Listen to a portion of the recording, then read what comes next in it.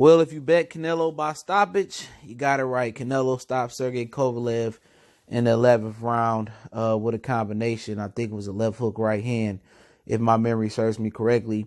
Appreciate everybody for checking in. It's your boy CJ Goodfella Sports TV. And it was a long layover, just as it was in Golovkin and Canelo 2 fights. I can't remember why the layover was long for that fight, but they was waiting for the UFC 244 card between Nate Diaz and Jorge Masvidal to get done. Once it got done, even they streamed the fight in the arena at the MGM Grand. But when it got done, the fighters came to the ring, and Kovalev fought like the smaller guy all night.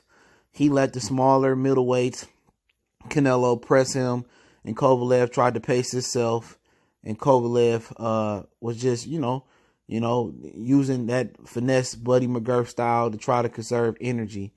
And that's what he did tonight. He boxed. He looked like an off-brand black slick fighter. He never put the right hand behind it. Yep, it was a left hook right hand that did it. Looking at the replay now. But he never really let his right hand go. He threw left hooks. He threw right hooks. But he never did the straight right hand a lot. Every now and again he did it, but pretty much it was Canelo, conservative energy, being patient, and, just stalking down Kovalev and trying to counter his jab. And Kovalev was trying to move and trying to double, triple his jab up, change the rhythm of his jab. And Canelo was looking to counter anything Kovalev brought to the table. And Kovalev fought like a business tonight, all right? I felt when you go in there and you fight the smaller guy, you're supposed to make him feel you. You're supposed to set the tone early. And he should have been on the front foot trying to push Canelo back and bully Canelo. He let a middleweight come in there and bully him. You know what I'm saying? But that was the fight. Canelo trying to counter him. Canelo was throwing the harder shots. Canelo had the faster hands. And, pretty much I wouldn't say he systematically broke down Sergey Kovalev. I just think that Kovalev was just fighting like a smaller guy. He wasn't, sitting on his power shots. And I don't think Buddy McGurk was the guy for this job tonight as far as being the coach. He should have been aggressive. He should have been looking to knock Canelo out or at least set the tone and then fall back into, that rhythmic finesse type of style of fight. But he didn't. And pretty much it was a boring fight till the knockout. Every now and again, Canelo will pick it up. On Kovalev, but Kovalev just sat there and he fought a very, very finesse fight. You know what I'm saying? And he didn't fight like the bigger guy. He sat there and he tried to fight and conserve energy. And, at the end of the day, he still ended up gassing out. He still ended up getting stopped. I think around the 9th or 10th round, Canelo took the round off and conserved energy. And Kovalev was trying to press the fight. And, obviously taking that round off for Canelo, it was the best thing he could have did. And then he stepped it up and ended up getting Kovalev out there. First, it was a couple left hook, right hook. Then he came back and followed it up after resetting with a left hook, right hand combination. I think it's one of my favorite punches and two of my favorite punch. That's probably my favorite punch combination. If the left hook, right hand, and Canelo turned it up. It is what it is. Said that he put 2 rehydration clause on him. He put the one at for the morning 185. He couldn't come in at 190. But you know what? Can't blame Kovalev.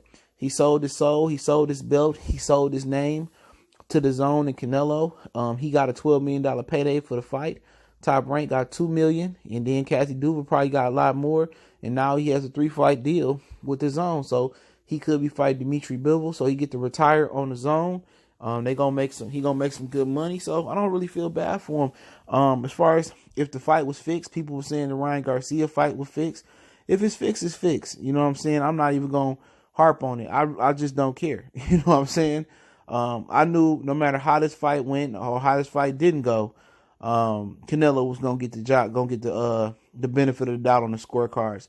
Chavez, he got the benefit of the doubt. Oscar got the benefit of the doubt, and now it's Canelo's turn. That's just the way boxing is. When you fight Canelo, you got to know you got to get a knockout.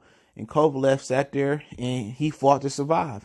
It wasn't the body attack that people thought Canelo was going to put down, but The instant I seen him fighting, I seen the way he fighting, he wasn't going to win the fight. And then you get Buddy McGurf in the corner complaining about the judges. You know what I'm saying? You know what? People could say Canelo the cash cow. They could say Canelo the GOAT. It just don't make no difference to me. You know what I'm saying? He sat there. They waited an hour. They pissed a ton of fans off by the way, because a lot of fans didn't know about it. But I heard about it yesterday. They streamed the UFC 244. They waited for UFC 244. That'll never happen at a Mayweather or Pacquiao event, but it happened here. So it's some mad fans. But to me, I already know what the game is with Canelo. It was already talks about the fight being fixed. I came in with no expectations. I came in just to cover the fight. And you know what? Congratulations to Kovalev. He got a hell of a payday. Congratulations to Canelo Alvarez. He get to look like the golden child and look like he really beat a light heavyweight when he drained the weakest light heavyweight, an old heavyweight that's been knocked out like 2 of his last 4 fights. He got it. He got it. I'm you know, he did what he's supposed to do. Kovalev went out like a sucker. He fought like a sucker.